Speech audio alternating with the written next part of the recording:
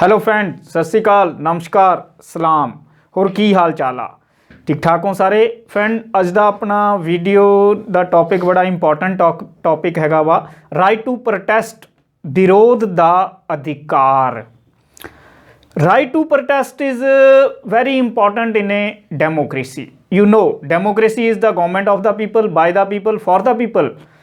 The government is a end. The government is mean to achieve the end of welfare of public. The welfare here is a end, is a target, is a objective. To achieve this end of welfare, government is a mean. So the people elect the government for welfare. In a democratic country, the people expect so many things from the government. The government must do those things which are meant for the welfare of the public, which are meant to bring social, economic, cultural, political development to the people of the country. So protest is very important for the survival of democracy in every country. In India, the history of protest is very long, you can say. Even from the ancient medieval period, the protests were present in the Indian political system in one form or the other form. If you know, there was a jizya tax, religious tax on Indian people during the Mughal Empire, and the opinion of the public was against this tax, and Akbar abolished the jizya, religious tax. So that was the action done by Akbar for the welfare of the public. He abolished the religious tax. So the public opinion, public view must be considered while making any plan, policy or law by the government. During the British period, the protest became very important. There were two types of protesters. Number one were the extremists, those who believe in violence. They protested with arms. The second form of protest was peacefully protest, non-extremist, you can say.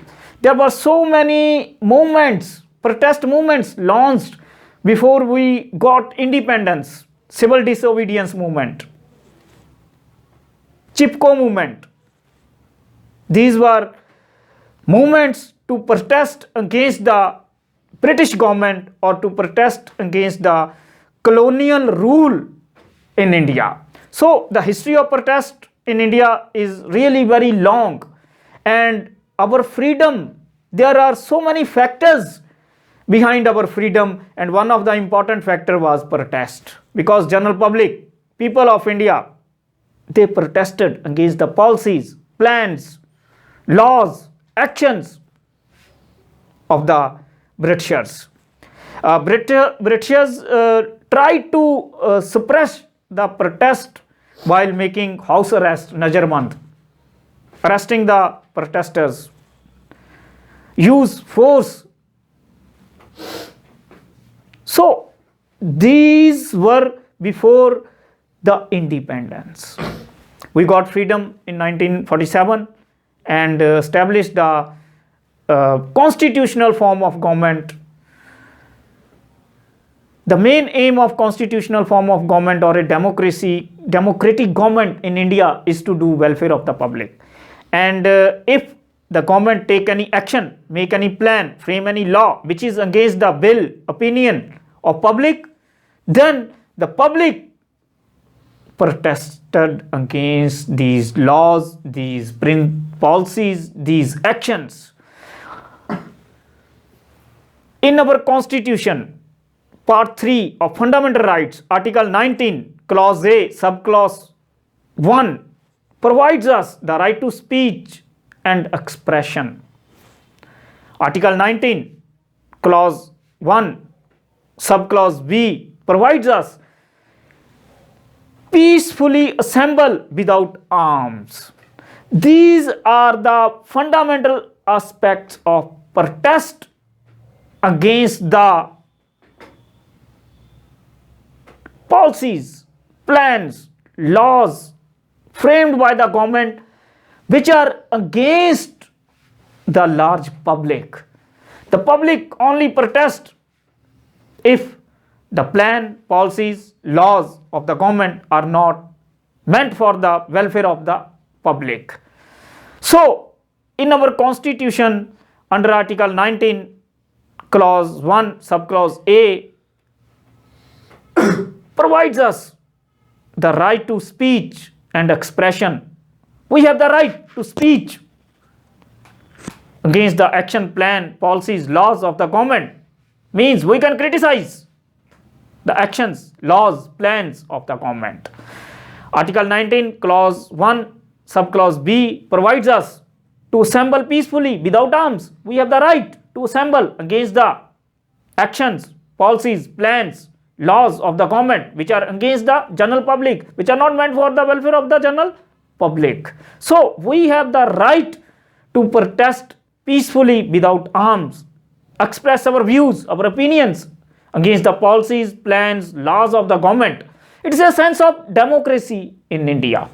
Protest is nothing but a very important for the survival of the democracy. Protest means you have the right to question the policies, plans and laws of the government which are against the public welfare. Protest is a sense of democracy.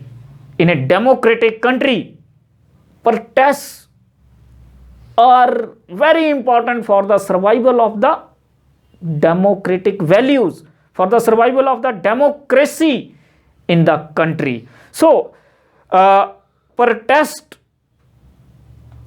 shows that the public is informed, public has the information, public is aware about the laws, plans, policies framed by the government. If those policies, plans, laws are against the public, then the public has the every right to show its dissent, to express the criticism, speech against the plans, policies, laws which are not meant for the welfare of the public. So, to assemble peacefully without arms is a fundamental aspect of democracy. In a democratic country like India, the people has the right to speech, to express their views against the action, plan, policies of the government. People have the right to protest against the laws framed by the government which are not meant for the welfare of the public. Even Article 51A imposes us duty to protect the public property. Means our protest must not be violent. There should not be a violence in the protest. If there is a violence in the protest, it really defeats the purpose of the protest. So, to protest against the plan, policy, laws which are framed by the government, which are not in the welfare of the public, which are not meant for the welfare of the public has the right to protest. These are the fundamental aspects given us to by the Constitution. So, it is the duty, responsibility, co-responsibility of the government to consult the general public, to discuss every plan, policy, law before it is drafted and implemented. Government must take into consideration the opinion of the public. Lot of discussion, consultation must be done to take the public opinion or the opinion of the civil society for the formation of plan, policy and law. If any government draft any plan, policy, law which is not framed with the consultation of civil society, general public, large society, large public of the country, then if that law, that plan, that policy is against the welfare of the public, then the public started protesting against that law, that plan, that policy. What is happening today in India? The government has passed 3 farm bills without consulting the civil society, without consulting the affected section, the farmers of the society. When these laws are framed and implemented and passed, these became acts, the farmers from Punjab raised their voice. And when the farmers of Punjab raised their voice, they hold dharna, protest for 2 months in state of Punjab. After that, when they are not listened, when they are not heard, when they are not consulted or approached by the government, they move to Delhi, the capital of India, for protest. After seeing the protest from the Punjabi farmers, many states, the farmers of many states started protesting. At this moment, in many states, more than 10 states, the protest is going on against the 3 farm bills, and the farmers are they are of the view that these acts must be repelled. These acts must be taken back by the government. So, peacefully protest is the right of the people, is a constitutional and fundamental aspect given to the people, we the people of India, through the constitution. The government must consult, discuss, taken in view the opinion of the general public or the affected section before drafting any law, plan or policy. If in a democratic country like India, government doesn't taken into consideration the opinion of the public, the views of the public, the views or opinion of the affected public, then if government draft that law or pass that law, then there must be a protest. And protest is nothing but a watchdog on the actions of the government. Protest means the people, the citizens of the country are aware and informed about their goods and bads. It is also a right. It's a fundamental aspect. विरोध करना किसी भी गलत कानून दा, किसी भी गलत प्लान दा, किसी भी गलत नीति दा is a sense of democracy. Our freedom is nothing but a outcome of protest. If we have not protested against the British government or against the British rule in India, can we be free today? No doubt there are many factors behind the freedom of India, but protest is one of the important factor. So protest is very important.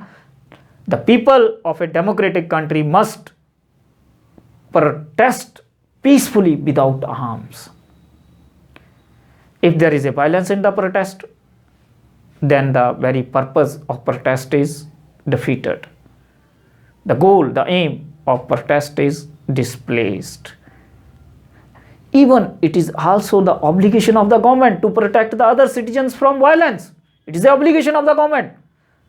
So the people must protest peacefully without arms to show their views, opinions to the government. And government must taken into consideration of the views of the protesters. Public only protest if there is something wrong in any policy, in any plan or in law. Today it's a word of social media. The people are aware. The people are educated. They know their goods and bads. If they protest, it means there is something wrong in that plan, in that policy, in that law. So peacefully protest and right to speech and expression is a constitutional aspect. So friends, this was a short video on right to protest, and अगर video अच्छा लगे तो इनू like करो, मेरे channel नू YouTube channel professor Komal Singh नू subscribe करो एंड मैनू इंस्टाग्राम ते professor_कोमल सिंह फॉलो करो। मिलांगे फ्रेंड्स नैक्सट वीडियो ते। सत श्री अकाल, नमस्कार, सलाम।